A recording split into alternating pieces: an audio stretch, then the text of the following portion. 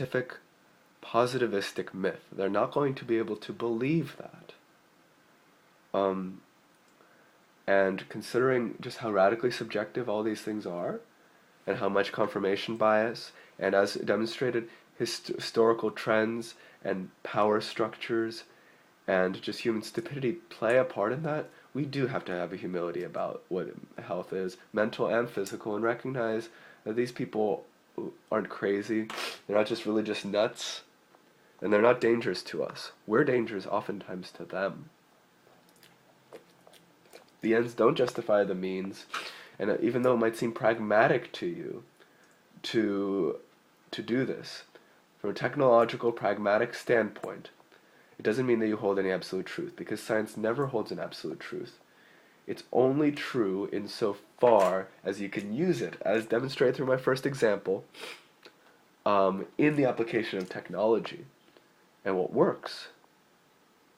But considering that that is in itself a biased enterprise, and that the ends don't necessarily justify the means, that means that science might not be true if those ends themselves involve being destructive towards people.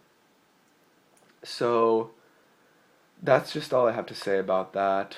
Obviously, I'm very opposed to not the availability of vaccinations, but the notion that we have to force our kids to get vaccinated. That because that it just gives. I mean, it would just give kids just another reason to bully one another, saying, "Hey, I got sick," and my parents say, "It's because of other people. I think you got me sick, because you got your shot later, or something like that." Because kids would do that, and you might argue, look, that's still the case. That would still be the case, or even worse, the case if all of them didn't get vaccinated.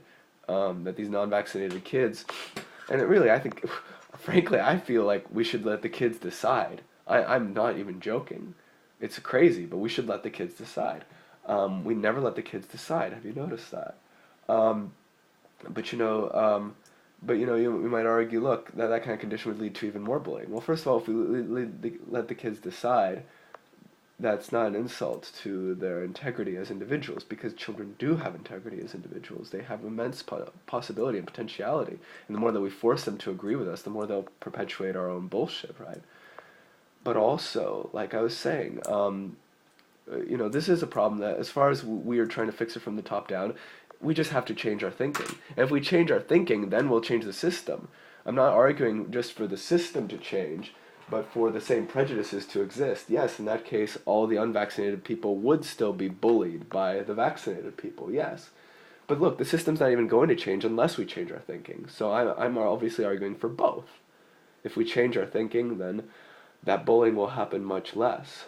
But we have to start by not bullying people who disagree, who live in a different world of perception, because they're just as right as we are.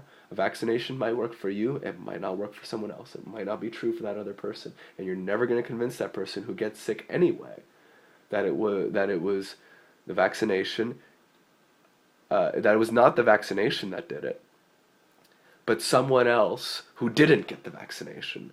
Some people know better than to blame other people, but they'll certainly blame other people who meant them no harm, who didn't do anything wrong, but they certainly know to blame the people who forced things onto them. So don't force those things onto them, and it won't be a problem.